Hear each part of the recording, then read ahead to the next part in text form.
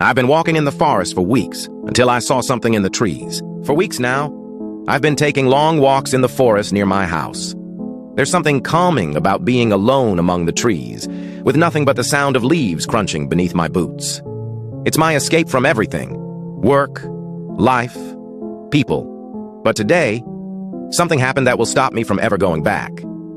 I was walking along the usual trail, my mind wandering, when I noticed something odd in the distance. At first, I thought it was just a tree or a trick of the light.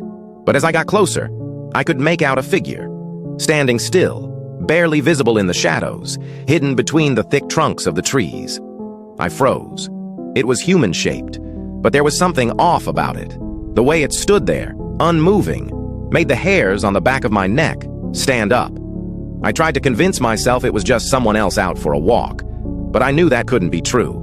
The forest was too far from the main paths, and I hadn't seen anyone else in hours. I called out, but there was no response.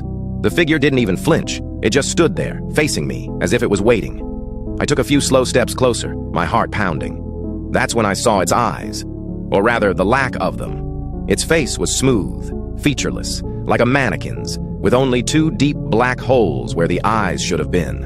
I wanted to run, but something kept me rooted to the spot, like my body wouldn't listen to my mind telling it to leave.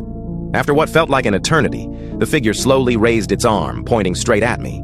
Then it began to move, not walking, but gliding, as if it was floating toward me.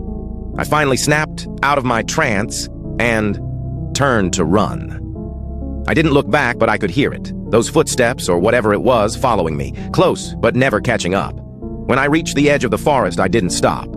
I kept running until I was safely back at my house. I haven't gone back to the forest since. I don't think I ever will. Whatever that thing was, I don't want to find out.